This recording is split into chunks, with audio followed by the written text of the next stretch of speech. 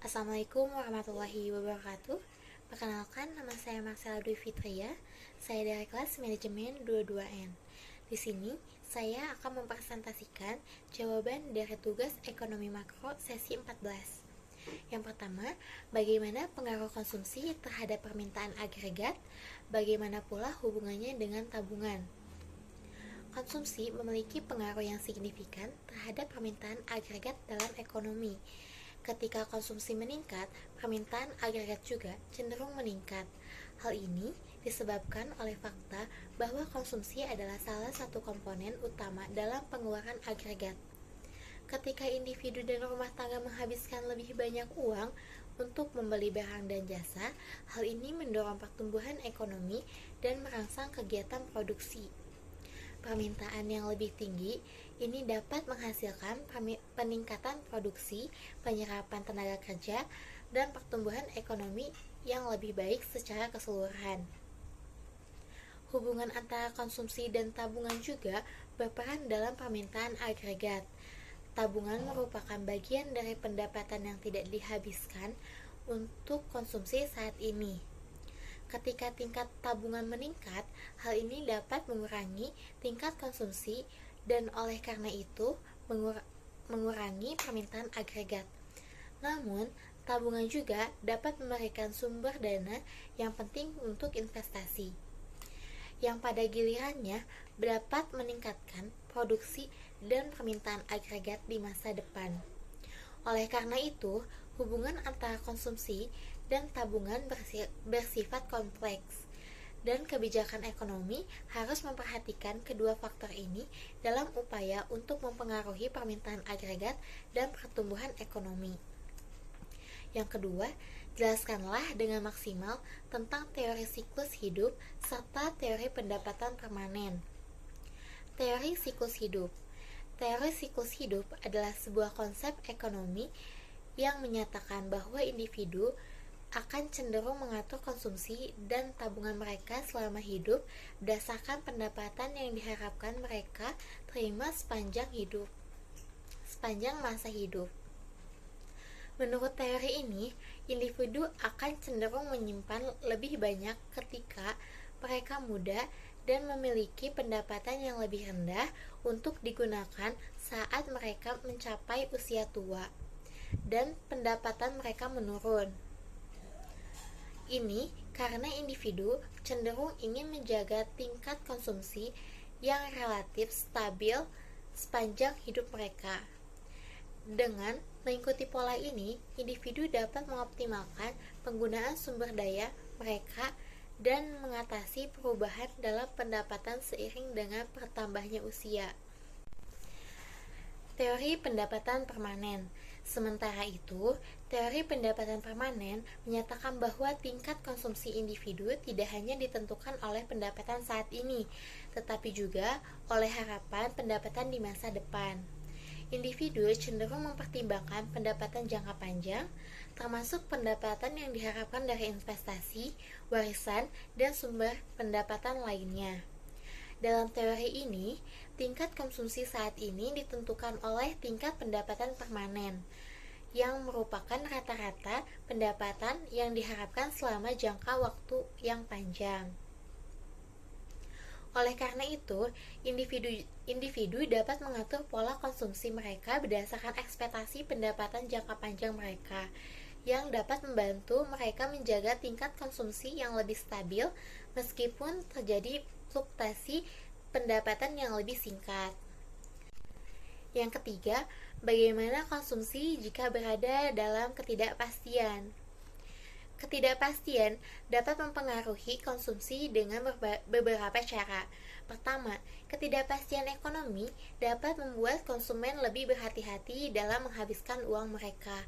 Ketika masa depan tidak jelas, orang cenderung menyimpan uang lebih banyak atau mengurangi pengeluaran mereka untuk mengantisipasi kemungkinan ketidakstabilan ekonomi. Kedua, ketidakstabilan politik atau sosial juga dapat mempengaruhi konsumsi. Jika ada ketegangan politik atau ketidakstabilan sosial dalam suatu negara, konsumen mungkin enggan mengeluarkan uang mereka karena khawatir tentang masa depan yang tidak pasti. Akibatnya, mereka cenderung menunda pembelian barang atau jasa yang tidak mendesak. Ketidakpastian juga dapat menghambat keputusan investasi jangka panjang yang dapat berdampak negatif pada pertumbuhan ekonomi. Dalam situasi ketidakpastian, penting bagi pemerintah dan lembaga keuangan untuk mengambil langkah-langkah yang stabil dan mendorong kepercayaan konsumen agar mengurangi dampak negatif terhadap konsumsi. Yang keempat, apakah yang dimaksud dengan perilaku konsumsi? Mengapa itu begitu penting? Perilaku konsumsi merujuk pada tindakan individu atau kelompok dalam menghabiskan atau menggunakan sumber daya untuk memperoleh barang dan jasa. Ini mencakup keputusan pembelian, pola pengeluaran, preferensi merek, dan gaya hidup yang berkaitan dengan konsumsi. Perilaku konsumsi menjadi penting karena memiliki banyak dampak yang signifikan pada perekonomian, lingkungan, dan kesejahteraan sosial. Dalam konteks perekonomian, perilaku konsumsi dapat mempengaruhi permintaan pasar, pertumbuhan ekonomi, dan stabilitas harga. Di sisi lingkungan, perilaku konsumsi dapat berdampak pada penggunaan sumber daya alam, limbah, dan polusi. Selain itu, perilaku konsumsi juga mencerminkan nilai-nilai individu dan sosial, serta dapat mempengaruhi kualitas hidup dan kepuasan individu. Oleh karena itu, memahami dan mengelola perilaku konsumsi dengan bijak menjadi penting dalam upaya mencapai pembangunan berkelanjutan dan kesejahteraan masyarakat. Yang kelima, apakah itu permintaan stok modal dan arus investasi? Bagaimana kaitannya satu sama lain? Permintaan stok modal mengacu pada jumlah modal atau dana yang dibutuhkan oleh sebuah perusahaan atau proyek untuk memulai atau memperluas operasinya. Permintaan stok modal ini mencakup dana yang diperlukan untuk membeli aset, membayar biaya produksi, atau memenuhi kebutuhan modal lainnya. Permintaan stok modal ini dipengaruhi oleh berbagai faktor, termasuk perkiraan laba yang diharapkan, suku bunga, risiko investasi, dan kondisi pasar. Arus investasi di sisi lain merujuk pada aliran dana yang masuk atau keluar dari suatu negara atau sektor ekonomi dalam bentuk investasi.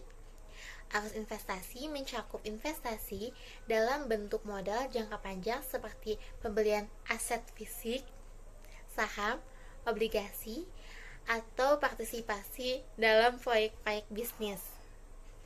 Arus investasi dapat berasal dari investor domestik maupun internasional dan dapat mempengaruhi perekonomian suatu negara dengan berbagai cara seperti menciptakan lapangan kerja, meningkatkan produksi, dan mendorong pertumbuhan ekonomi.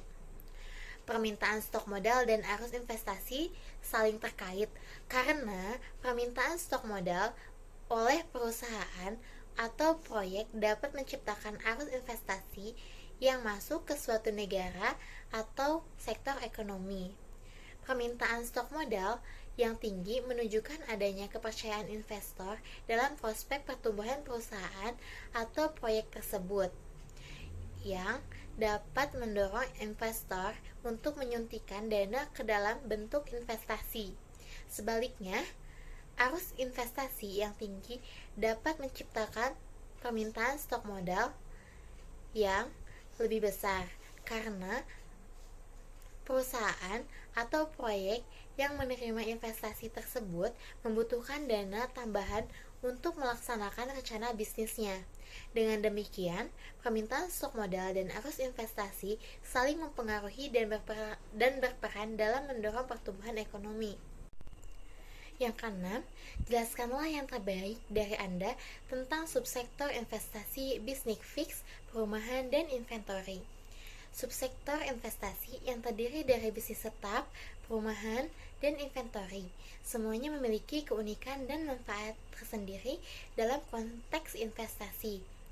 Bisnis tetap atau aset tetap melibatkan investasi dalam peralatan, bangunan, dan infrastruktur yang diperlakukan untuk operasional bisnis. Investasi dalam aset tetap dapat memberikan stabilitas dan potensi mengembalikan jangka panjang yang tinggi. Sementara itu, sektor perumahan merupakan investasi dalam properti dan real estate yang cenderung menghasilkan pendapatan pasif melalui penyewaan dan apresiasi nilai properti. Investasi dalam perumahan umumnya dianggap sebagai investasi yang aman dan memiliki potensi pengembalian yang stabil. Selanjutnya, sektor inventory melibatkan investasi dalam stok barang yang dimiliki oleh perusahaan. Investasi dalam inventory dapat memberikan keuntungan dengan mengurangi biaya produksi, mempercepat layanan pelanggan, dan membantu perusahaan menghadapi fluktuasi permintaan. Dalam keseluruhan, subsektor investasi ini saling melengkapi dan memainkan peran penting dalam menciptakan portofolio investasi yang seimbang dan berpotensi menguntungkan. Dan yang terakhir, bagaimana hubungan antara investasi dan permintaan agregat? Investasi memiliki hubungan yang erat dengan permintaan agregat dalam ekonomi. Permintaan agregat adalah jumlah total permintaan barang dan jasa dalam suatu perekonomian pada suatu waktu tertentu. Investasi sebagai salah satu komponen dari permintaan agregat adalah pengeluaran yang dilakukan oleh perusahaan untuk meningkatkan kapasitas produksi atau memperoleh aset produktif dalam jangka panjang. Ketika perusahaan investasi, mereka meningkatkan kapasitas produksi mereka, seperti membangun pabrik baru, pembelian peralatan, atau pengembangan teknologi baru. Hal ini meningkatkan produksi barang dan jasa di perekonomian, yang pada gilirannya meningkatkan permintaan agregat. Investasi juga dapat meningkatkan efisiensi produksi, inovasi, dan daya saing perusahaan, yang pada akhirnya dapat mendorong pertumbuhan ekonomi. Selain itu, investasi juga memiliki efek pengganda pada permintaan agregat. Ketika perusahaan berinvestasi, mereka membayar upah kepada pekerja, membeli bahan baku, dan menggunakan jasa dari sektor lain dalam ekonomi. Hal ini menciptakan pendapatan bagi rumah tangga dan usaha lainnya, yang selanjutnya meningkatkan konsumsi dan investasi lainnya. Dengan demikian, investasi memiliki kemampuan untuk mempengaruhi permintaan agregat secara positif. Namun, penting untuk dicatat bahwa investasi juga dapat dipengaruhi oleh faktor-faktor lain dalam ekonomi, seperti tingkat suku bunga, kebijakan fiskal, stabilitas politik, dan persepsi risiko. Ketika investasi turun, hal ini dapat menyebabkan penurunan permintaan agregat dan dapat berdampak negatif pada pertumbuhan ekonomi. Sekian presentasi dari saya, kurang lebih mohon dimaafkan. Wassalamualaikum warahmatullahi wabarakatuh.